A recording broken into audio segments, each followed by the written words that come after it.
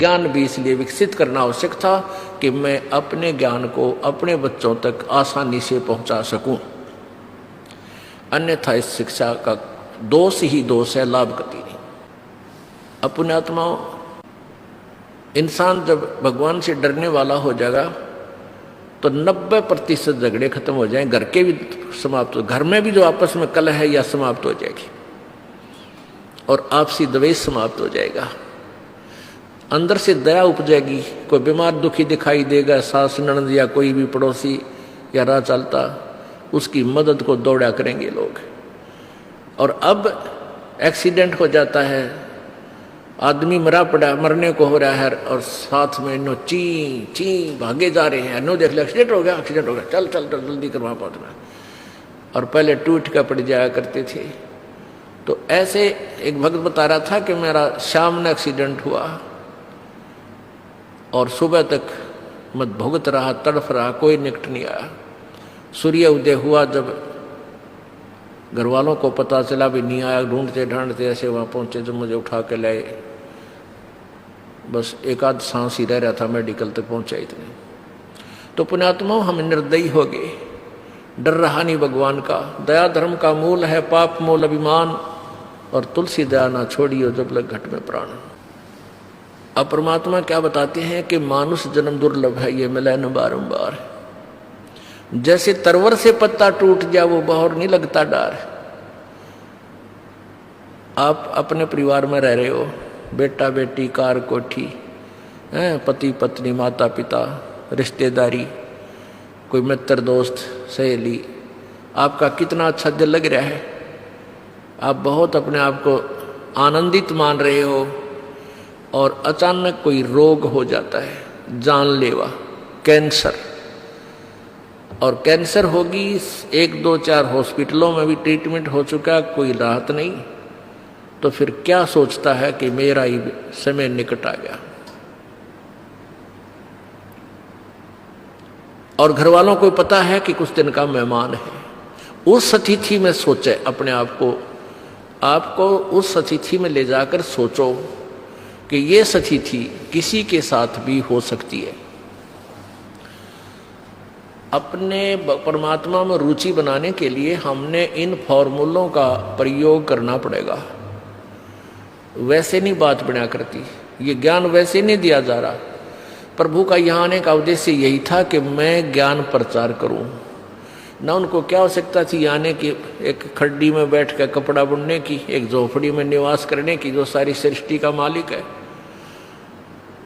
उसका उद्देश्य था कि मेरे बच्चे यहाँ महादुखी हैं, ये झूठे सुख को सुख मान बैठे हैं, ये नकली सुख है, कल को मृत्यु हो जाएगी, इनको मूर्ख बना रखा है इस काल ने। ये तेरा बेटा है या तेरी बेटी, ये तेरी कार, ये तेरी कोठी, और कल मृत्यु हो जाती है, उसका क्या है, नालायक का कुछ भी नहीं, कुछ नहीं। उस बोली आत्मा का परमात्मा हमें यही याद दिलाने आते हैं कि तुम धोखे में डाल कर यहाँ रखे हुए तुम्हें मूर्ख बना रखा है, और तुम्हारी बुद्धि इससे आगे सरकती नहीं।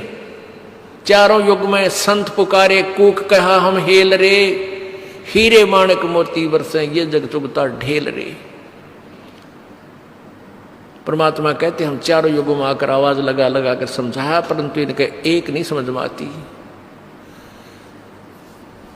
क्योंकि काल ने इतना प्रेशर डाल रखा आपके ऊपर, आपके बस की बात नहीं। हाँ, ये परमात्मा का ज्ञान, सूक्ष्म वेद का ज्ञान और ये मंत्र, ये एंटीबायोटिक है, ये एंटीबायोटिक वस्तु औषधि आप कानों के माध्यम से अंदर जाने दोगे तो एक दिन इसका समाधान हो जाएगा और आपको सच्चाई महसूस होगी कि सचमुच हम गलत फंस गए।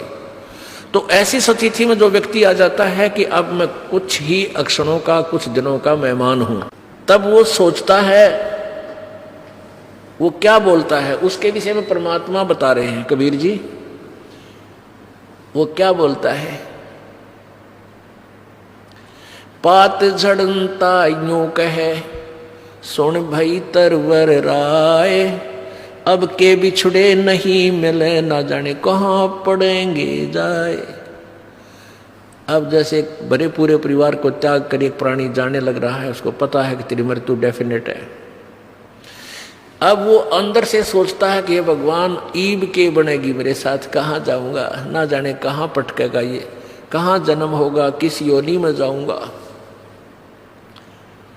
तो आसपास बैठे हुए बुजुर्ग समझदार व्यक्ति अड़ोस पड़ोस के भी आ जाते हैं कि भाई ये तो मरने वाला है, चलो हमदर्दी व्यक्त करें वहाँ पहले ही बैठ जाते हैं। आकर वो कहते हैं भाई, उसको सांत्वना देते हैं कि भाई एक दिन सबने मरना है, यहाँ तक कोई नहीं रहा भाई, जिसका समय पूरा हो जाता है उसको तो जाना ही पड़ेगा। तो इस तरह उसको सांत्वना देकर मरण जोगा ब्योत करते हैं कि तू मर, इतना थोड़ा सा दिल डट जाए, इतना अवश्य कर देते हैं।